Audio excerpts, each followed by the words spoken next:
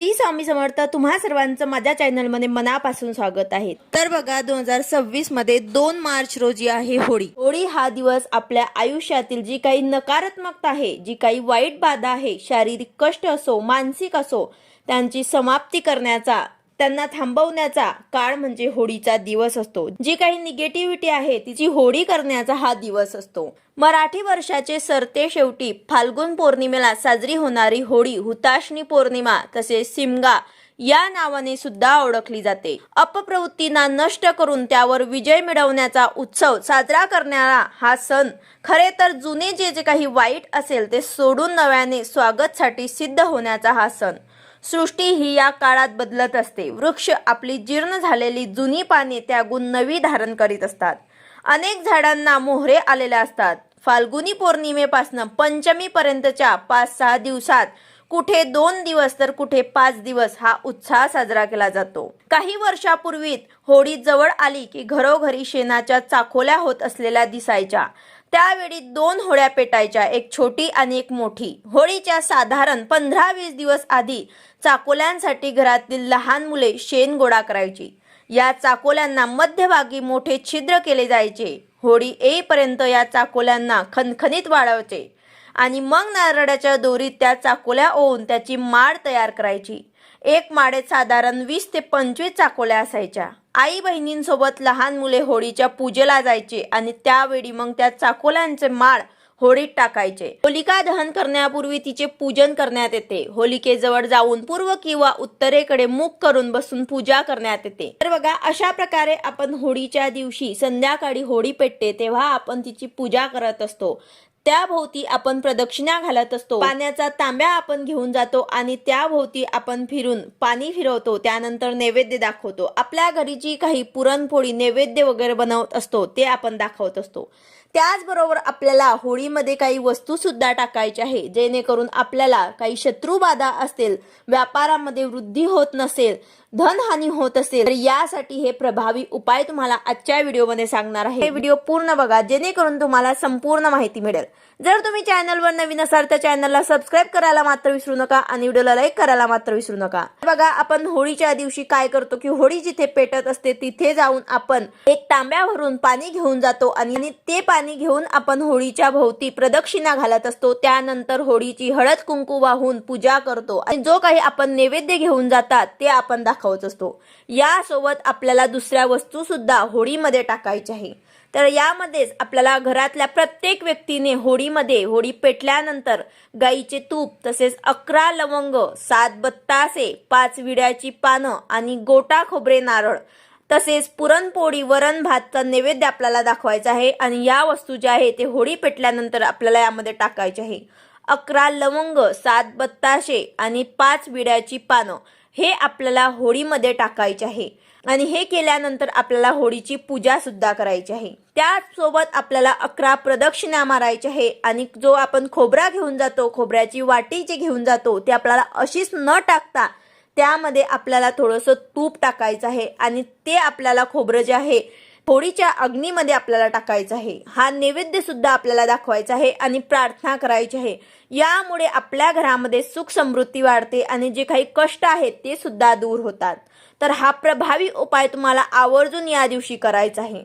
यासोबत आपल्याला या दिवशी होळीच्या दिवशी काळा कपडा घ्यायचा आहे आणि त्यामुळे आपल्याला थोडेसे काळे तीळ जे आहे ते बांधायचे आहे आणि आपल्या खिशात ठेवायचा आहे. हा उपाय तुम्हाला सकाळीच करायचा आहे. म्हणजे काय तर सकाळीच आपल्याला थोडासा काळा कापड घ्यायचा आहे, त्यामध्ये मुठभर किंवा थोडेसे काळे तीळ जे आहे ते बांधून आपल्याला आपल्या खिशात ठेवायचे आहे. आता जे माणसं असतील, जे जेंट्स लोक असतील ते तर त्यांच्या खिशात ठेवतील, पण महिलांनी काय करायचं तर आपण साडी जर घालत असणार तर आपल्या साडीला एका साईडला आपण बांधून ठेवा किंवा मग काहीतरी आपल्याजवळ पर्स घ्या किंवा आपण ओढणी घेत असतो ड्रेसवरती तर त्यामध्ये सुद्धा तुम्ही ते बांधून घेऊ शकतात. हे सकाळपासून आपल्याला आपल्या जवळ बांधून ठेवायचं आहे, जेणेकरून जे काही निगेटिव्हिटी आहे, जे काही नकारात्मकता आहे त्यामध्ये शोषली जाईल. आणि त्यानंतर संध्याकाळी जेव्हा होळी पेटवली जाईल होळीच्या अग्नीत आपल्याला हे संध्याकाळी टाकायचं आहे. यामुळे आपल्याला काही शारीरिक किंवा मानसिक त्रास सुद्धा असेल तो सुद्धा निघून जाईल. तर अशा प्रकारे तुम्हाला सकाळीच एक छोटासा काळा कापड घ्यायचा आहे आणि त्या त्यामध्ये काळे तीळ टाकून आपल्या खिशात किंवा आपल्याजवळ तुम्ही कशाही प्रकारे आपल्याजवळ छोटीशी पोटली करून ते आपल्याजवळ ठेवू शकतात आणि संध्याकाळी होळीच्या अग्नीत तुम्हाला टाकायचं आहे।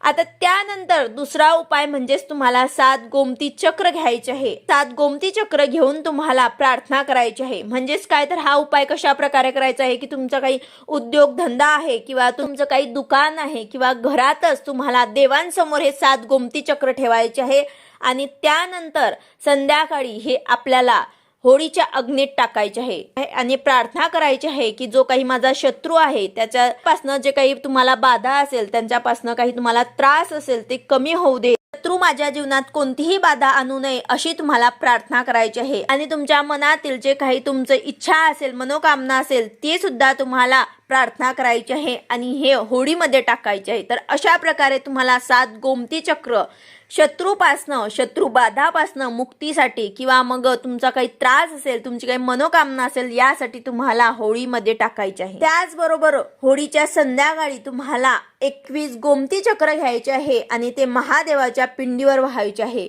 जेणेकरून तुमच्या व्यापारमध्ये किंवा नोकरीमध्ये उन्नती होईल आणि तुमचा काही जो व्यापार आहे, उद्योगधंदा आहे तो बंद पडलेला आहे किंवा त्यामध्ये तुम्हाला हानी होत आहे तर त्यासाठी तुम्हाला हा उपाय करायचा आहे।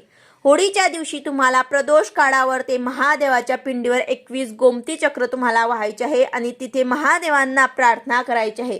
जी काही तुमची व्यापार असेल, उद्योगधंदा असेल, नोकरी असेल त्यामध्ये तुम्हाला प्रगती मिळावी, तुमची उन्नती व्हावी यासाठी तुम्हाला महादेवाला प्रार्थना करायची आहे आणि ते गोमती चक्र तिथेच तुम्हाला ठेवायचे आहे, घरी घेऊन यायचे नाही। तर अशा प्रकारे तुम्हाला आवर्जून हे 2-3 उपाय या दिवशी करायचे आहे, कारण हे जे उपाय आहेत ते होळीच्याच दिवशी केले जातात। वर्षभरामधनं या दिवशीच आपल्याला हे उपाय करता येतील, कारण या दिवशी होळी पेटवली जाते आणि होळीमध्ये जे काही वस्तू मी तुम्हाला सांगितले आहेत ते सुद्धा तुम्हाला आवर्जून टाकायचे आहे। त्याचबरोबर तुमच्या बरोबर काही सतत दुर्घटना, संकट येत असतील तुमच्यावरती तर तुम्ही होळीच्या दिवशी 5 लाल गुंजा, 5 काळ्या गुंजा आणि 1 नारळ घेऊन होळीला 11 प्रदक्षिणा मारायच्या आहे आणि नंतर हे सर्व गुंज आणि नारळ जे आहे ते होळीला तुम्हाला उलटे उभे राहून पाठ दाखवून डोक्यावरून होळीत टाकायचे आहे। म्हणजे आपल्या वरती हात करायचा आहे आणि हे गुंज आणि 1 नारळ जे आहे ते पेटत्या होळीत तुम्हाला टाकायचे आहे। तर तुमच्या सोबत सतत दुर्घटना होत असतील, काही संकट येत असतील तर यासाठी तुम्हाला आवर्जून हा उपाय करायचा आहे। 5 लाल गुंज, 5 काळ्या गुंज आणि 1 नारळ हे तुम्हाला होळीच्या अग्नीत टाकायचे आहे। तर बघा, हे काही 2-3 उपाय जे आहेत तुम्हाला आवर्जून या दिवशी करायचे आहे। वर्षभरामधनं होळी जेव्हा पेटत असते तेव्हाच आपण ह्या ज्या काही वस्तू आहेत ते यामध्ये टाकून आपली मनोकामना आणि हे जे काही छोटे छोटे उपाय आहेत ते आपण या दिवशी करू शकतात। तर अशा प्रकारे तुम्हाला आवर्जून हे छोटे छोटे उपाय जे आहेत ते या दिवशी करायचे आहे। व्हिडिओ आवडला असेल तर लाईक करा, शेअर करा, सबस्क्राईब करा। भेटूया अशाच नवीन व्हिडिओ सोबत। श्री स्वामी समर्थ।